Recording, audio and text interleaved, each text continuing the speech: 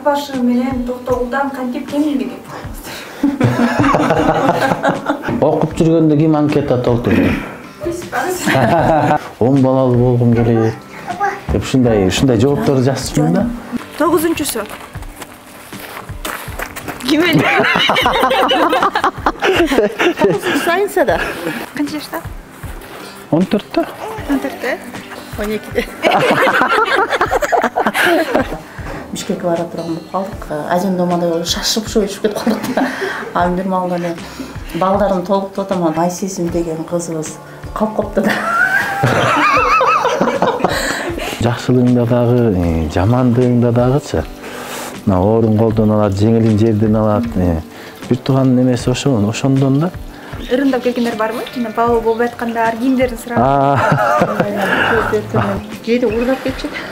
Урдап кеткен учур болот. Негизи кыздары атага жакын болот деген чын.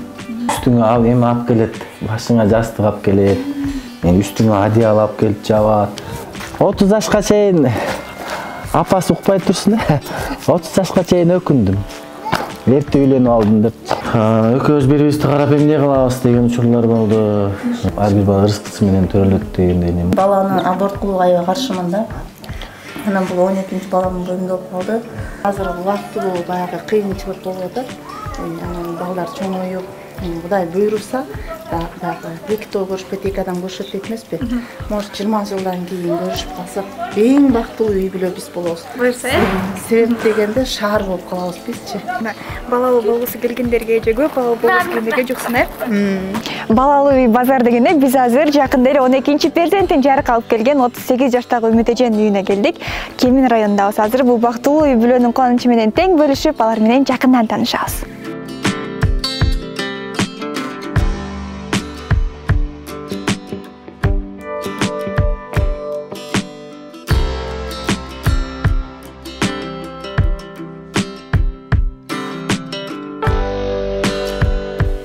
Балаңыздар бек болсун.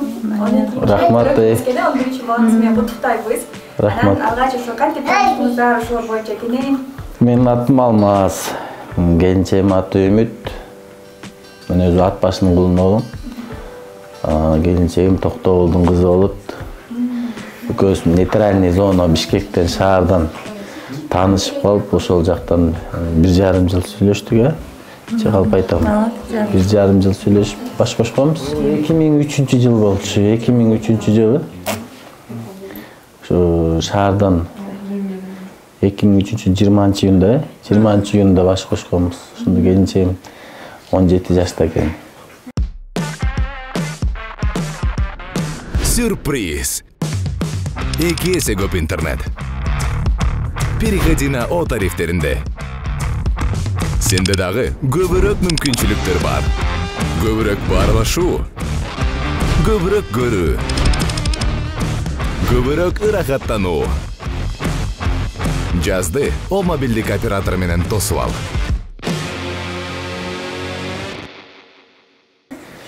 Он 17 жашта экен, мен 21-де экенмин. Ошондо 11 баланын аденесизде. Ат башы менен Токтогулдан кантип кеминдиги? Бияка жок издеп келгенбиз. Биз эме болгон. Кантайдыр бир себептер менен бияка бир конокко келгенбиз, анан конокко келип ушул жактан ал учурда үйлөр арзан болчу. Ушундай бизге сунуш кылып калышкан да. Ошондо ушул жактан келсеңер үй арзан, шаарда эме болчу да, ал учурда бизде участок жок, ал жерде квартиралап жүрдүк да. Квартиралап жүрдүк, 3-4-5 балалуу болуп калганбыз уже. Бизде уже даже акырында квартира албай баштаган да. Балаңар булгайт, анан андай көп балаларды көп албайт го квартирада, ошол себептен. Бияка биз конокко келип, анан ошо коноктолор сунуш кылып, бул жактан алгач тоже да квартирага келген, квартирага. 3-төн 6 жыл турдук, 6 жыл турдук. Биякта квартирада 6 жыл туруп, анан акыры ушул үйдү 6 жыл жүрүп, анан ушул үйдү туугандардын жардамы менен Өзүбүз да бир аз аракет кылдык. Ошентип ушул үйдү алып калганбыз. Аябай чоң суммага алганбыз да учурда. Эми баягы айылда 6000 азыр $6,000. $6,000. Ошо тамашалап айтпайм аябай чоң. Арзан болчу да, ошондо ошол үчүн. Ошо арзан болуп ушул үй түш келип калды, ушуну алып калганбыз. Ошондон бери ушакта турабызбы? Кеминдик болуп калганбыз. Эжеке сиз ошол алгачкы турмушка чыкканыңыздан баштап, алгачкы төрөтүңүздү биринчи турмуш балаңыз боюнча баштап кетсиз. Мен өзүм 17 жашымдан турмушка чыкканмын. Жолдошума экөөбүз баш кошконбуз. Биринчи кызымды 18 жашымда төрөдүм, экинчимди 19 жашымда, андан кийин 20 жашымда. Ошо үчөө уда болду. Анын ортосунда ошо кызым чачап калды. 2005-жылкы кызым. Улуу кызым да, конечно, биринчи балам болуп, аябымда энелик, эме болуп, бакыт болуп, сүйүнүп, ушундай болгонбуз. Ал кызым аябай жоош болчу. Баягы айтат го, биринчи балаң менен ушу акыркынын немелери такыр эсиңен кетпейт депчи. Ал кызымдын кылыктары, мүнөздөрү бул эсимен кетпейт го, анан булардыкын бат эле унутуп калам да. Анан бул кызымды да ошентип берип, кичинекейинде. Атын кое элепиз да. Бакырып атат. Талаш болуп атат. Мындай коебуз, андай коебуз. Бирөөсүнө бересизби? Мен акылайм, алып чыгасың.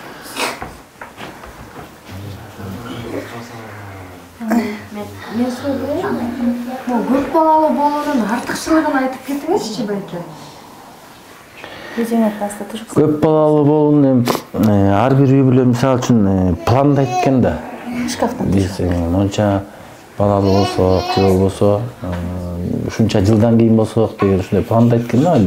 Биз деле ошол кишилердин катарына кошулуп ушундай пландаганбыз. Бирок эми ар кимдики ар кандай экен. Биз планга ар кандай эме менен планга ашат экен да негизи. Биз пландаганда кандай? Кудай таалам ушундай берди. Бирөөнү мисалы үчүн зар бирөөнү кор дейт. Кудай таалам берген белеги бизге бирөөнү сүйүп берет эмеспи пендесине. Маңдайга жазганда ушунча балалуу болосуң деп. Биз эми атайын тандап алган жокпуз бул жолду. Ой мен ушундай деп. Кудайдын берген белеги. Негизи өзү мындай жаш кезекте жаштын тилегин берет дейт эмеспи?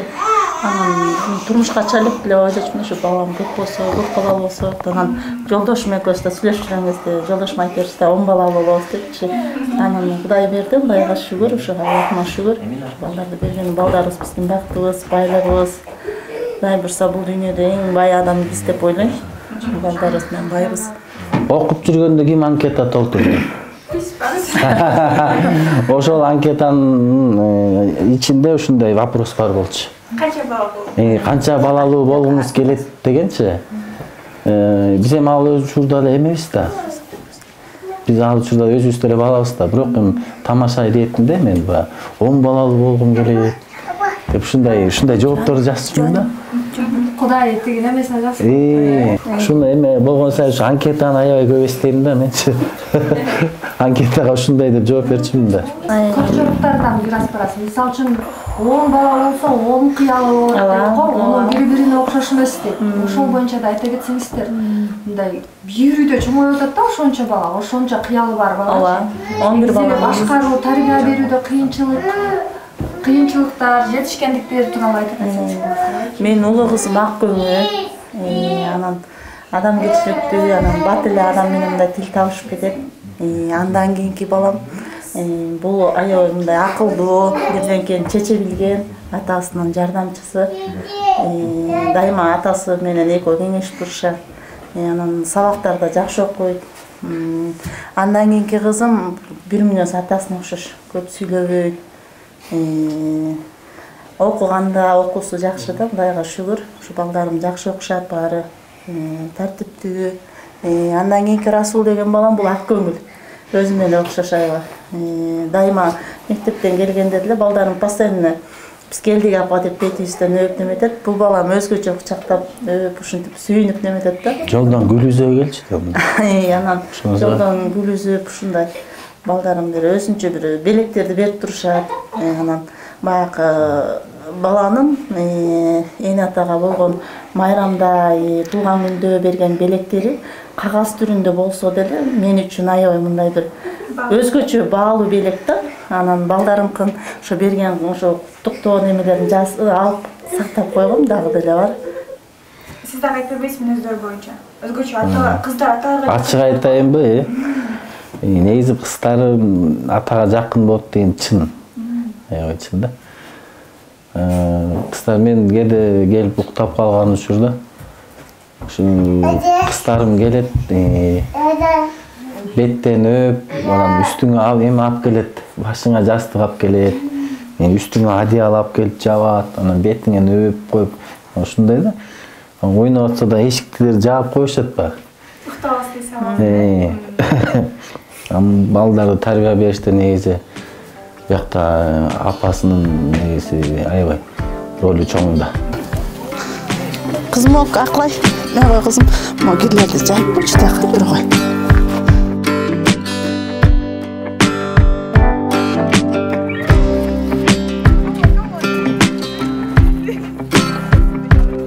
Азыр Алмазбай кийини сиз текшерели.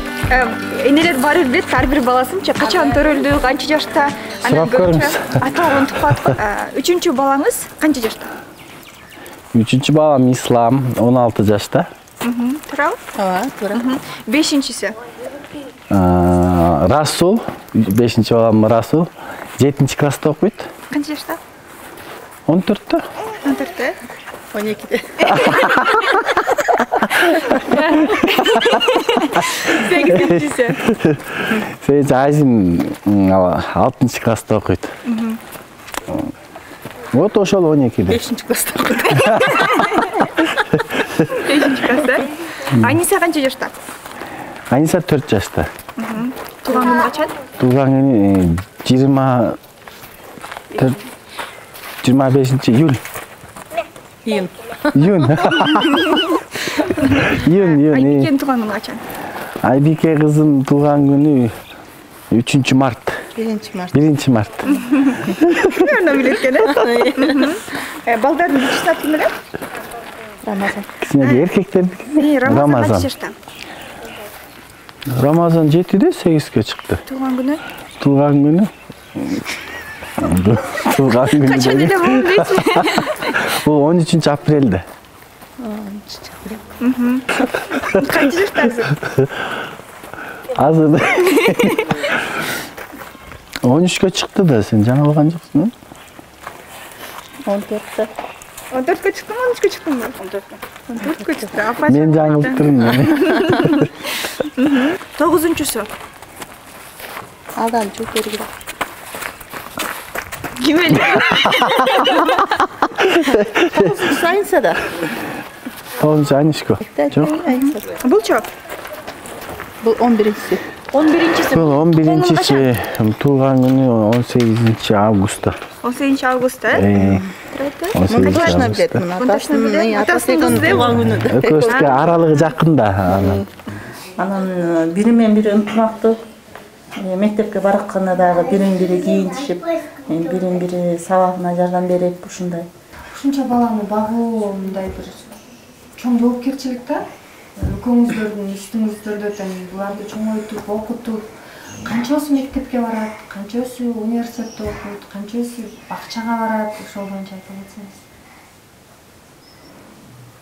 Kızım okusun büttü, kolleçke 9'du büttü öyle kolleçke tapşırgan da alacaktı bütün diplomunu aldı. Hatta şu kolleç olsa da az da olsa bunday bilimi var. Дальнейшем өзүнүн может турмушуна керек болот. Андан кийинки уулум эмеде лицейде окуйт. 100 лицейде окуйт. Ошол жакта. Бул энергетика жагында ошол жагын окуйт. Ошондой мал жак эмеспи, бюджет эмеспи, ошого карап ошол жакта окуйт. Канчасы мектепте окуйт? Калган алто.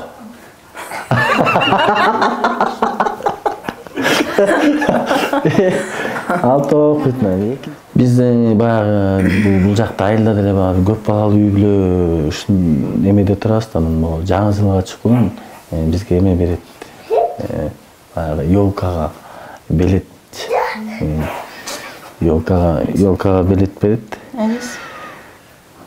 Буга чейин эми жанагындай баарыбыз бир маршруткага отуруп калган болсок, жанагындай суктануулар болот. Жаман көз, жаман сөз бар деп ошо кээде башында балдар ооруп калат. Келгенде эле ушинтип эме болуп ооруп калат, анан кой. Не кылабыз эми, ооруп калгандан көрө бөлүнүп кетели андан көрө. Анан сен астыга кет деп. Кыздарды алып апасы астыга кетти, балдар мен кетем. Ушундай бөлүнүп барган учурлар болот. Биз ошо жаңы жыл болуп, анан ошо эсимде да, анда квартирада турчубуз, анда ошо 8 балалуу болуп калганбыз. Анан бир маалда эле теге ошондо концертке неме келип калды. Анан макулданан жаңы жылга Бишкекке бара турган болуп калдык. Анан эми Айсезим деген кызыбыз калып калыптыр да. Анан жолго чыгып алып, ал учурда бир аяшыбыз машинамен келип калып атпайбы? Анан алар менен баягы азин домада шашып шөйүшүп кетип калдык да. Анан бир маалда эле балдарым толуктуп атам, анан толуктуп атсам эле Айсезим жок, калып калыптыр да. Кайра артка келип анан ошо кызымды алып кеткенбиз да, ошол эсимде да. Ошондой бир бала калып калган. Анан бир жак арада толуктап турабыз да, сен барсың деп. Ато калып калышабыз. Бирөөсүндө бир балабыз жок, кызыбыз. Ой, издеп жүрөбүз. Эшти бул балам тияка чуркап, кызым бияка эшиктин бүт барын издеп. Кыдырып издеп жүрөбүз. Анан көрсө алып дивандын астына уктап калыптыр. Мына кечке чейин издегенибизди айтып калат. Уктап калыптыр ошо жака. Анан ошо үйдөн дивандын астынан табылып атпайбы? Кроваттын астынан. Учурлар көп эле болот да, эсте калгандары. Анан 11 баланы келинчегиңизди кошуп, негизи эле каржы маселесинен кандай? Сиз өзүңүз жалгыз эле каржылайсыз да үйлөнү? Каржы маселеси үйдө отурбайбыз, конечно. Биз деле изденебиз, иштегенге аракет кылабыз. Туруктуу жумушубуз болбогон соң, тияктан бияктан баары иштеп келебиз. Өкмөт жактан деле пособие эме жардамдар болуп турат, аны жашырып эметпейбиз. Пандемия учурунда аябай жакшы жардамдар болду. Бул айылдын жаштары жардам, көп кишилер аябай жардам кылышты. Демек баарыбыз жардам алдык. Баарыбыз жардам алдык да ошол учурларда. Бул өкмөттүн да аябай жардамдар болуп атты. Алда ШМД болуп. Ошо мен ойлоп койм, бала өзү ар бир бала ырыскысы менен төрөлөт дегендей, эми ошо тияктан бияктан өсү менен өсүп болду ушинтип келе берет жардамдар жана. Бул жакта негизи огород иштетип ушинтип болот? Негизи болот, эгерде өзүңө таандык жериң болсо да. Жериң болсо болот.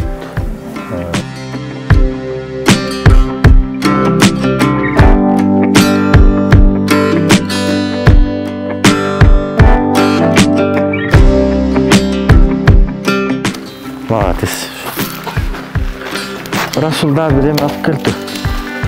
Берки балта кайда? Ошол жок. Берки средний балта эмес беле. Экте үйлөнгөндүн бир жакшы жери. Алар өзүм менен тең чоңойот да, мына улуу балам уже 16-17де. Мен өзүм 40тамын. Иштейт ушул. Бул балам чоңойгондон кийин өзүм жумуштан эметип калдым. Бала чоңойгондон кийин эле эй тиги деп эле көрсөтүп коем. Өзүм менен тең чоңойот экенди. 30 жашка чейин апасы укпай турсун. 30 жашка чейин өкүндүм. Эрте үйлөнүп алдым деп. Себеп дегенде жолдош балдар менен далай кафеден калдым, далай клубтан калдым. ошолордон калдым деп балдар каяктасың десе эле тиги бул кафеде тиги клубда десе эле мен барбай калдым да. 30 жашка чейин ушундай ой келди да. Эрте үйлөнүп алыптырмын дегенчи. 30га чыккандан уже мен балам чоңоюп эме болуп калды. Анан түшүндүм. Что туура эле кылыптырмын. Эрте үйлөнгөнүм наоборот туура болуптур деп. Бутка бу кымызбы бу?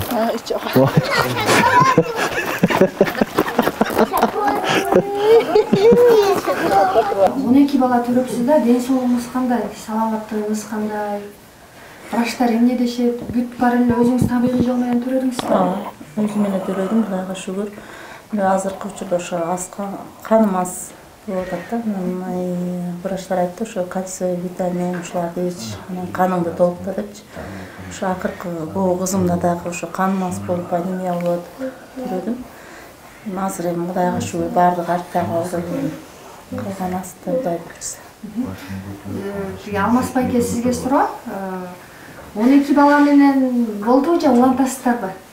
Рекорд кыласызбы?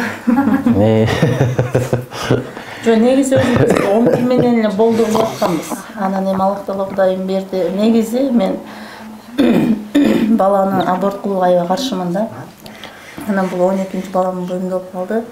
Анан Кудайга шүгүр, Кудай берген баланы ар бир баланын рызкысы менен берет. Кудайга шүгүр, ушу балдарым жарык дүйнөгө келген сайын Алла Таала Кудайым бир себептен себеп кылып бир рызкы болот да. Анан ушу Кудайга шүгүр, эми балдарым ушу 12-чи балабызды деле берди. Анан ошондо да айттым, ушу 12-чи балабызды төрөйүн, Кудай берсе. Ар бир баланын рызкысы менен болот. Анан Кудайга шүгүр, төрөлдү. Азыр эми келечек астыда. Негизи ушу азыркы заман ушундай, анан анча баланы багыш кыйын негизи. Анан садик бар, анан деп ошондой ушун баш тарткыла же болбосо ушундай эме кылгыла деген сунуштар болду да. Сунуштар болду. Экөөбүз бири-бирибизди карап эмне кылабыз деген учурлар болду. Анан келинчегим айткандай эле бул каршы. Жок, мен каршымын, мен төрөйм деп. Эми ден соолугуңа кара. Мен келинчегимдин чечимине макул болгом да. Бир четинен келинчегимди аядым. Ден соолугум деле керек. Кандай кыласың, ойлонуп көрсөм. Сразу эле айтты, ойлонбойм, мен төрөйм деп. Эми төрөсөң ладно, чо? Төрөй бер анда. Келинчегиңиздин тууган күнү качан? Келинчегим тууган күнү 13 январда. Бул жакты тууган күнү качан жалгашыңыздар? 9-август. 9-август. Билет экен. Качан тааныштыңыздар? Кайсыл числода? Мен аны айта албайм билем. Жай ай же май ай болуш керек. Жаз айы болчу да. Анда май окшойт да, жаз болсо. Жолдошум өзү бир айдай жүрдүк экөөбүз. Кыз кылыгы менен болот болуп бир айдай жүрдүк. Ой, таанышпай.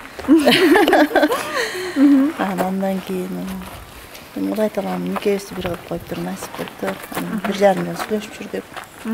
Андан кийин деле ушу жолдошум үйлөнөлү үйлөндүк. Ата-эне өскө деле өтө көп. Салган жокпуз. Себеп дегенде бул никеде деле бирин-бири кыйнабыш керек экен. Ошон үчүн мен айттым, мен атама жолдошум айтты, ушундай үйлөнөбүз, жеңил жол менен. Анан Кудайга шүгүр, алган бергенде эмес, азыр Кудайга шүгүр, алдыңкы үй бүлөлөрдөнбүз. Себеп дегенде үй бүлөдө эң биринчи баягы ынтымак, балдар. Мен үчүн байлык бул үй бүлөң да. Балалуу болгусу келгендерге же көп балалуу болгусу келгендерге жоксун, Ошо биздин көрүүчүлөргө да жоксун деп айталы. Үмүт эженин эң жакшы көргөн тамагы кайсы? Лагман. Тура кураган жакшы көрөт. Жареный. Алмаз байкенин тамагы? Босолагман. Умантын жакшы көрөт, анан немени колго кесилген камырды жакшы көрөт. Камыр тамак. Любой камыр тамак. Жолдошуңуздун кайсы мүнөзүн аябай жакшы көрөсүз, баалайсыз? Мен жолдошумдун эң жакшы мүнөзү постоянно бул мени колдоп турат, жардам берип турат, жакшы сөзүн арнап турат. Анан эң бактылуу күндөрүмдүн бул бири баягы роддомго барып мен сүйүнчүдөйм да. Сүйүнчүдөгөндө ошондо жолдошум сүйүнүп неметчени туктаганда ошол кез мага аябай мындай бир музыка коюп калам бул жерге. бактылуу күндөр да. Анан роддомдон чыгып келатканда дагы мени уттуктап ушундай гүл берип неметкен. Терезеден гүл байкадым. Роза, сиз алып бардыңызбы? Гүлдү жок, кызым менен күйөө балам алып келди. Биз эмеден чыгып атканда. Сиз чогуу жүрдүңүз да, убактыңыз деле болбой калды. Жок, чогуу эле жүрдүкбүз. Аз гүл алып барсаң, ошол жакта калат, ал жака болбойт да, сырттан кирген. Кызым менен күйөө балам алып келген. Улуу, ошондо улуу кызыңыз турмушка чыккан. Мында бул 12-чи баламды төрөгөндө дагы мындай бир өзгөчө бир сезим болду да. Анткени себеп баягы кызым турмушка чыгып, күйөө балам гүл алып келип берсе мындай бир күйөө баланын гүлү мындай бир такыр бөлөкчө экен да. Меники признавать этпей.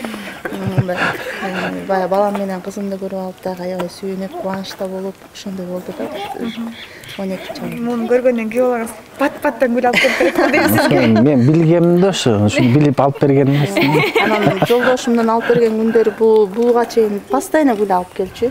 Анан мындай эми баягы өзү дагы шартка байланыштуу болуп калды. Ар бир нерсе шартка байланыштуу болуп калды. Жолдошум да ооруп. Анан сиз менен чогуу жүрүп калды да ал жакта, постоянно жанымда болуп калды да. Өзү жанымда жүргөн эле байлык да. Ошол гүл, ошол байлык, дөөлөтүм. Кудайга шүгүр. Кандай бакыт, кандай бактылуулук. Көз тийбесин. Өмүндө эженин кайсы мүнөзүн жакшы көрөсүз аябай? Өмүт эжеңдин мүнөзү токтоо аябай, сабырдуу. Нет кыйкырып койгон болбосо баары жакшы. Тамаша. Жана жүзүңүздөн көрүнүп атат. Шылам. Анан жүзүңүздө бир бурушуңуз чогуу анан жаш көрүнөт экенсиз аябайчы. Бул дагы болсо сиздин жолдошуңуздун мыктылыгы. Келиңиздер эми кыялдарыбыз боюнча, алдыда пландарыбыз боюнча, анан ошону менен жыйынтайбыз. Кандай кыялыңыз бар? Эми кыялдарым ушу кичинекейлерим, балдарым, кыздарым, уулдарым ушуларга Кудайым акыл эс ыйман берип, ушулар бир акылдуу, ыймандуу, келечекте бир жакшы инсандардан болуп чыкса деп ойлойм. Булар өз турмушунда, өз жашоосунда ар бир өз ордун таап, албетте буларды окутуш керек. Азыркы заман бүт азыр жаңылануу, бүт компьютердик система ушундай болуп атпайбы азыр. Ошол окутканга аракет кылам да. Жок дегенде, ушу балдарды негизи окутпаса болбойт экен. Окутуп, Кудай буйрса, ушу өз ордуларын таап кетсе деп тилек кылам ошо. Мен деле кыялым ушул. Мына жолдошум экөөбүз Кудай буйрса, балпайга майбай бичи болуп, келиндин чайын ичип, күйөө баламыздын урматын көрүп, төрдүн көркү болуп, ошо балдарыбыздын сый урматына бөлөнүп, бактылуу үй бүлөлөрдөн болсок, үй бүлөлөрдөн болсок деп ойлоном. Балдарыма Кудай ден соолук берип, ыйманын аманын берип, ушулардын келечеги кыргыз элине жараган инсандардан болуп чоңойсо экен деп, менин болгон баягы тырышып аракетим ошондо. Эркек балдарды Кудай буйрса обязательно милдеттүү түрдө эмеге, службага, армияга жиберем да. Армияга жиберип, милдеттүү түрдө өз эмелерин өтөп коюш керек да булар. Ар бир адам ар кандай түшүнөт экен муну. Кимдир бирөө башкача түшүнөт экен, кимдир бирөө туура жагынан түшүнөт экен. Что бир бала бак, что 10 бала бак, менимче азыр бизде эле да. Мен жеке оюм да бул. Жеке оюм, что 10 бала бак, 1 бала бак. Себептен де 1 балалуу, 2 балалуу, 3-4 балалуулар бар да. Мен деле досторум бар, катыштарым бар, ошактарга барып калганда. Мен 10 балам барганда тынч отурат үйдө.